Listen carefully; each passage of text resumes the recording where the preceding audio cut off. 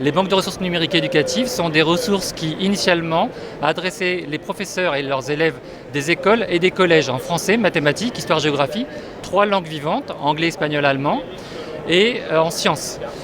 Ces ressources numériques concernent tous les attendus des programmes et permettent d'avoir des pratiques différenciées par rapport aux élèves. Et notamment, on est aussi sur une démarche qui permet d'intégrer tous les publics, y compris les élèves à besoins particuliers en situation de handicap. Donc on a des propositions clés en main qui sont toutes modifiables et toutes téléchargeables. Donc ces ressources adressent, comme je l'ai dit, l'école et le collège. Et cette année, nous lançons de nouvelles ressources numériques qui, pour la première fois, vont aborder le lycée. Donc école, collège et lycée, pour le français langue seconde, pour les élèves allophones, mais aussi pour tous les professeurs qui ont dans leur classe des élèves qui ont besoin de consolider leur maîtrise du français pour se projeter vers les autres apprentissages. Et cela de l'école élémentaire, donc du CP, jusqu'à la terminale.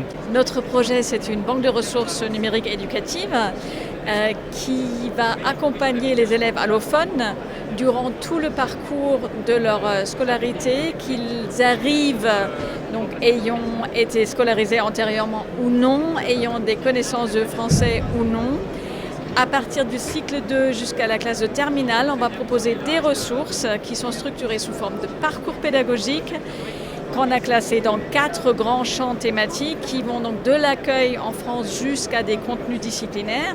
On met à disposition nos ressources sous 2 formats. Il y a à la fois une trentaine de parcours construits, organisés en plusieurs paliers avec des modules d'apprentissage, mais on met également les ressources, que ce soit des audios, des vidéos interactives, des quiz, bref, tout ce qu'on peut imaginer comme activité interactive, sous forme de ressources granulaires que l'enseignant pourra accéder via un moteur de recherche qui lui permet de filtrer les ressources en fonction de ses besoins. La nouvelle banque de ressources autres, c'est autour des langues vivantes, il nous manquait l'italien, en complément de l'anglais, de l'espagnol et de l'allemand, plus toutes les autres langues vivantes à plus faible diffusion que l'italien. Arabe, hébreu, russe, chinois, japonais, par exemple. Donc on a ces mêmes propositions. Donc Mascotte Italien est en effet une banque de ressources dédiée à l'apprentissage de l'italien qui s'adresse à l'ensemble des enseignants et des élèves du cycle 3 à la terminale. Elle met à disposition un ensemble riche de ressources granulaires et de modules pédagogiques. Cette BRNE s'accompagne également d'un espace de création et de mutualisation pour les langues vivantes. Et enfin, la 3e banque de ressources numériques qui est disponible concerne les langues et cultures de l'Antiquité. Donc on va essentiellement le latin et le grec, et on a des ressources avec une rencontre entre les traditions autour des langues et cultures de l'Antiquité et des pratiques particulièrement innovantes que permettent le numérique.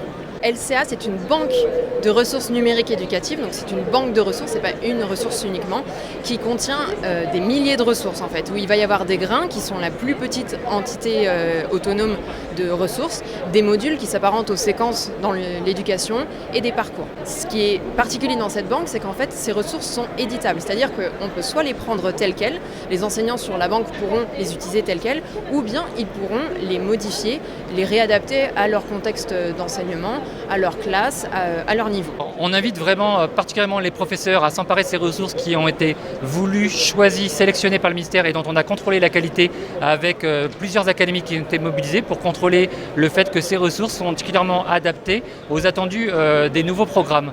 Donc on invite les professeurs avec leur adresse académique, c'est la clé qui leur permet d'accéder à l'ensemble des ressources mises à disposition par le ministère, ou de les découvrir via leur espace numérique de travail. Donc vraiment un grand encouragement à venir découvrir ces ressources, à s'en emparer, à les détourner pour tous vos projets.